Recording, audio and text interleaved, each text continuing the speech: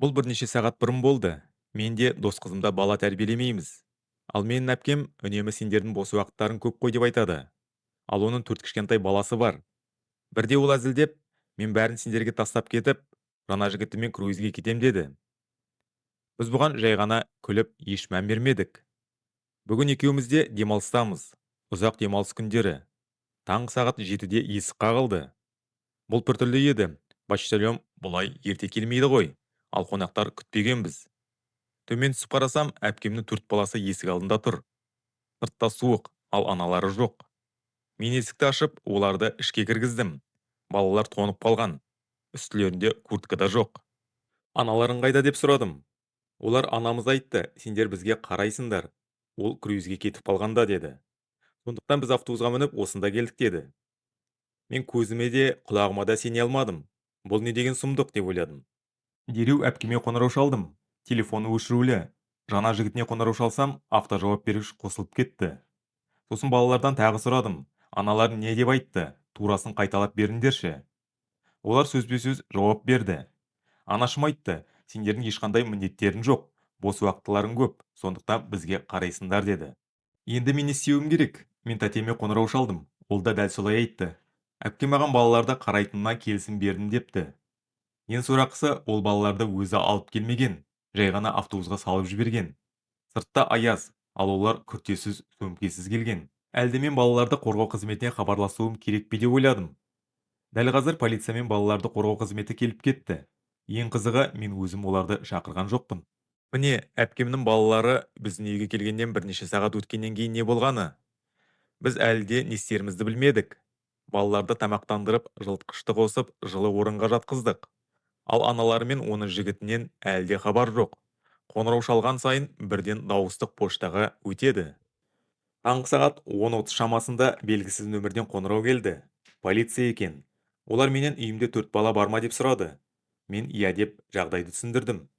Сөйтсек, полицияға қоңырау шалған сол балаларды әкелген автобус жүргізушісі екен. Жолда балалар оған туыстарымызға бара жатырмыз деп айтып, бізді мекенжайды көрсеткен. Жүргізушіге бұл күдік тудырған. Төрт кішкентай бала сөмкесіз, күртесіз, аязда жалғыз кетіп бара жатыр. Сол себепті оларды түсіріп кеткен соң полицияға хабарлап, бәрі дұрыс па екен деп тексеруді сұраған. Біраз уақыт өткен соң бізге полиция мен бала құқығын қорғау қызметкерлері келді. Полицейлер өте сыпайы, адамгершілігі мол еді. Бірақ олардың бұл істі өте маңызды деп қабылдағаны айқын көрінді. Мен оларға бәрін айтып бердім. Тіпті әпкеммен болған хат алмасуларды да көрсеттім. Онда ол балаларды сендерге қалдырамын деп қалжыңдап жазған еді. Әрине, ешқандай нақты келісім болмаған. Мен оларға бізге ешкім ескертпегенін, ал балалар өздері келді деп түсіндірдім. Балалар анасынан естігендерін айтты. Ол олардың бос уақыттары көп, сендерді қуана-қуана қарайды деп сендірген екен. Шамамен 1,5 сағат өткен соң полиция хабарласып, әпкемді тапқанын айтты. Ол круиздік кемеде екен. Кеме бізден алыс емес қалада орналасқан, сағат 5:30-да жүзіп кетуі тиіс. Ол әлдеқашан жаңа жігітімен бірге бортқа көтеріліп демалуға дайындалып отырған. Полицейлер оны кемеден түсіріп, ешқандай сылтау айтпай, дереу үйіне қайтуын талап еткен.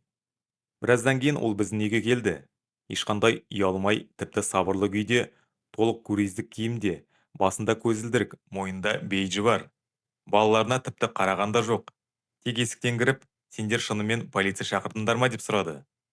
Мен оған төрт баланы ескертусіз, киімсіз және байланыссыз тастап кеткенін айттым. Сонда ол айқайлап, мен оны ұятқа қалдырдым. Демалысын бұздым деп айта бастады. Артынан анасы менің тәтем телефон шалып, маған да айқайлады. Сөйтсе, ол круиздік сапарды қызының сыйлық ретінде өзі төлеген екен. Енді мен көрдім бе, оның ақшасын зая кетіріппін. Ол маған бірнеше жыл бойы дәлелдер жинап жүргенін айтты. Әрбір тоқтатылған кездесуді, ақымақ сылтауларды анасына барғаннан кейінгі балалардың мінез құлқындағы өзгерістерді жазып отырған. Ал бұл оқиға соңғы тамшы болған. Балаларды қараусыз, ескерту мен хабарсыз қалдыру енді бұған жол бермейтін деді. Ол балалардың мұндай немқұрайлылық қалыпты саналатын ортада өскенін қаламайтынын айтты. Мен оған толықтай қолдайтынымды айттым.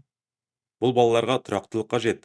Ол бізге ешкім көмектеспегенде балаларды үйге кіргізіп, қамқор болғанымыз үшін алғыс білдірді. Сосын кетіп бара жатып адвокатқа баратынын айтты. Ал енді мен мүлдем күтпеген жағдай болды.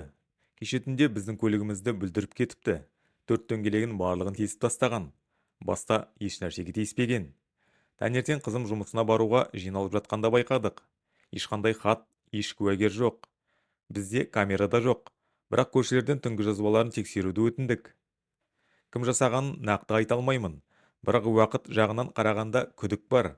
Әсіресе кеше туыстардың бірі қоңырау шалып, бізді бүкіл әулетті қарсы қойдыңдар деп айыптағаннан кейін. Әзірге дәлел жоқ. Бірақ біз бәрібір полицияға хабар бердік. Шынымды айтсам, біз қатты шаршадық. Біз мұның ешқайсысын қаламадық. Тек тоңып тұрған төрт баланы үйден қумауға тырыстық.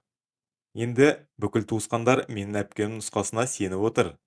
Ал мен болса, жағдай тым ушығып бара жатқандықтан, шын мәнінде не болғанын дәлелдеу үшін бүкіл оқиғаны Фейсбукқа бар дәлелдерімен жариялауды ойлап отырмын. Жағдай қайтадан ушығып кетті.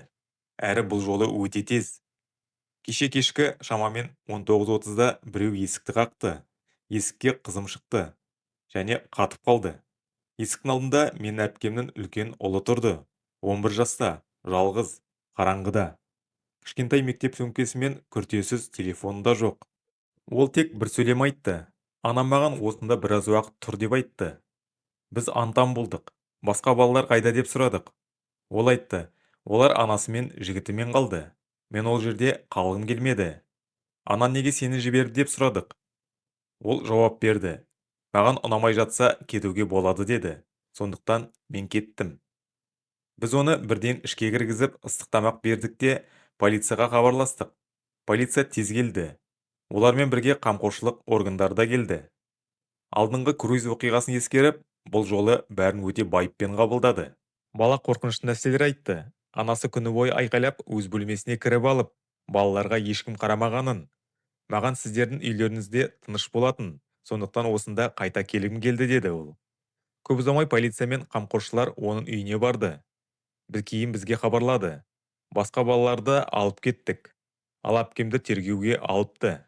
Қазір оған қатысты балаларды қараусыз қалдыру және немқұрайлылық бойынша ресми тергеу басталды. Білмеймін, бұл кінә ме, сын ба әлде жүйкенің сыр беруі ме? Полицияның айтуынша, ол круиз оқиғасынан кейін біртіндеп өзін ұстай алмай жүрген. Таңертең менің тәтем, яғни әпкемнің анасы біздің үйге келді. Ашудан өртеніп тұрды. Сен отбасымды бұздың, балалардың анасын қарсы қойдың. Менің қызымның балаларын тартып алдың деп айқайлады. Ол көп жылдан кейін бірінші рет қуанып еді, круизге баратынын естігенде. Ал сен бәрін құрттың, өйткені балаларды жақсы көрмейсің. Біз жай ғана есікті жаптық та болған жағдай туралы билікке хабарладық. Полиция бізге мұндай жағдайларды жазып жүруді және егер бұл қайталанса шектеу өрдері сұрауға болатынын айтты.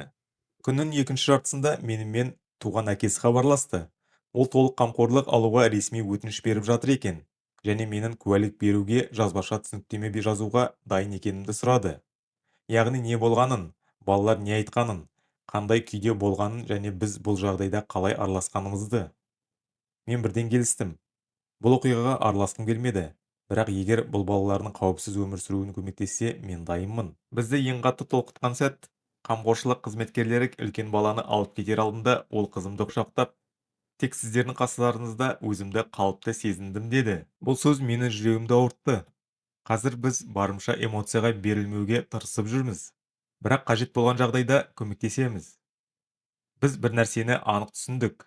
Дұрыс шешім қабылдау өте қиын. Бірақ сол күні есікті ашқаныма еш өкінбеймін. Әңгімені соңына дейін тыңдағандарыңыз үшін көп-көп рахмет. Каналға тіркеліңіз.